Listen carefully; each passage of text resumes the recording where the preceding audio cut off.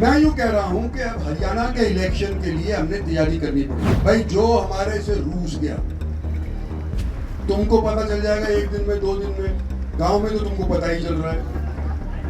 ये हमारे को दक्षिणी हरियाणा के मार्फत ही सत्तासीन होना है, नहीं तो नहीं होगी। पार्टी के डिसिप्लिन में मैं रहा, पार्टी के डिसिप्लिन में आती रही। हमने चाहा कि नरेंद्र भाई मोदी को प्रधानमंत्री बना दिया जाए, तो उन्होंने बनाया, हमने बनाया, अभी भी आज के दिन देश की जनता ने बनाया, नरेंद्र भाई मोदी बन गया। हरियाणा का चीफ मिनिस्टर कौन होगा?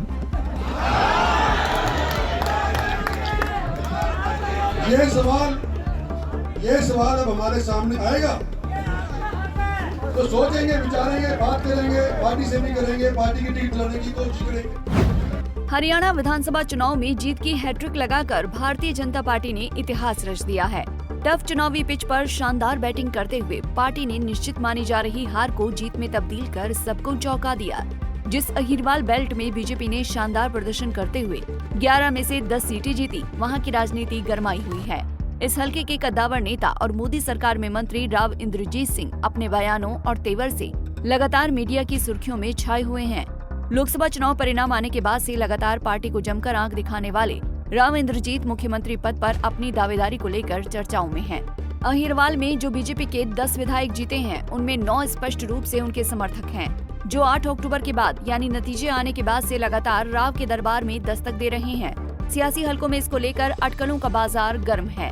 मीडिया के एक बड़े वर्ग में भी इसे प्रमुखता से जगह दी गई है।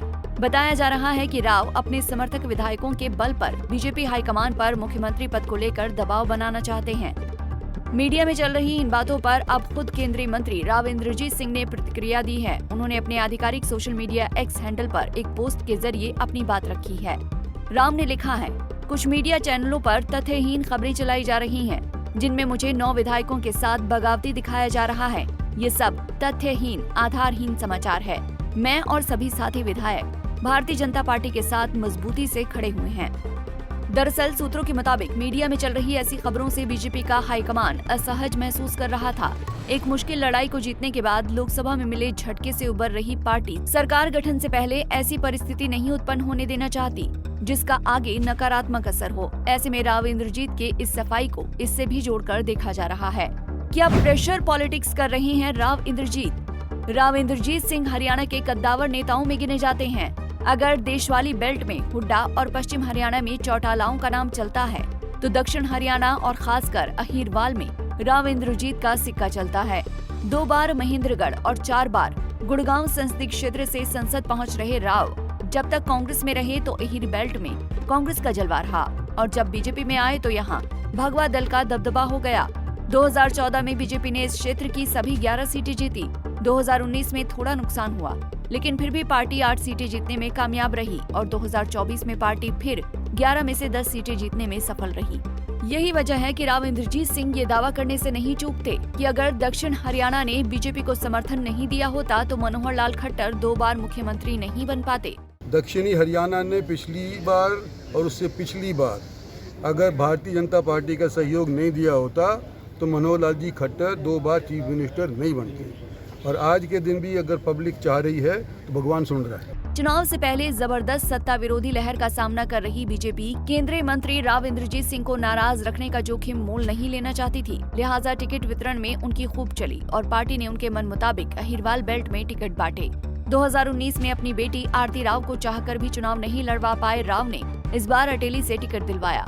मुश्किल लड़ाई में फंसी आरती आखिरकार चुनाव जीतने में कामयाब रही। राव के तमाम कोशिशों के बावजूद बीजेपी ने उनके 2 विरोधियों नरबीर सिंह और अभय सिंह यादव को टिकट दिया, जिनमें राव नरबीर बादशाहपुर से 60,000 से अधिक मतों से चुनाव जीतने में कामयाब रहे।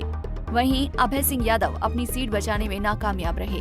यादव की हार में राव इंद्रजीत की भूमिका भी मानी जाती है। सियासी जानकारों का मानना है कि मुख्यमंत्री पद पर दावा ठोकने वाले राव अब हरियाणा सरकार के कैबिनेट में अपने अधिक से अधिक समर्थकों, जिनमें उनकी बेटी भी शामिल है, को जगह दिलाना चाहते हैं और खुद केंद्र में कैबिनेट रैंक का दर्जा चाहते हैं। राव इंद्रजीत सार्वजनिक मंचों से कह चुके हैं कि उनसे जूनियर को कैबिनेट मंत्री बनाया गया, लेकिन उन्हें अभी तक राज्य मंत्री ही बनाकर रखा गया। इलेक्शन कराया है बीजेपी उम्मीदवार का, क्या कहेंगे जी? हमारे यहाँ तो पहला ही उम्मीदवार है बीजेपी का दक्षिण हरियाणा के अंदर जिसने नामांकन भरा है। दक्षिण हरियाणा की और बकाई है, 3 सीट अभी मेवात की और बकाई हैं, लेकिन लक्ष्मण सिंह जी का नाम पहले पार्टी ने तजवीज़ कर दिया था और आज के दिन ये नंबर 1 के तौर के ऊपर पार्टी की तरफ से इस दक्षिण हरियाणा के अंदर अपना पर्चा भरने लगे हैं। हम सब सहयोग करेंगे इनकी। पार्टी के अंदर अगर कोई खींचातान भी है उसको मिटाने की कोशिश करेंगे और आने वाले समय के अंदर यहाँ से आपको एक जीता हुआ कैंडिडेट देंगे। जिन लोगों की टिकट कटी, बागी उम्मीदवार के तौर पर मैदान में आने का ऐलान उनकी तरफ से कर दिया गया। 11 तारीख को पर्चा भरने की तारीख भी दे दी गई। जो लोग बागी होकर के इलेक्शन लड़ना चाह रहे हैं उनका हक है। बहरहाल 17 अक्टूबर को बनने जा रही नई बीजेपी सरकार में राव इंद्रजीत के गुट के कितने लोगों को जगह मिलती है, इस पर सबकी नजरें होंगी। आमतौर पर बीजेपी परिवारवाद पर कड़ा रुख रखती है। ऐसे में आरती राव का नई हरियाणा सरकार में शामिल होना मुश्किल प्रतीत होता है।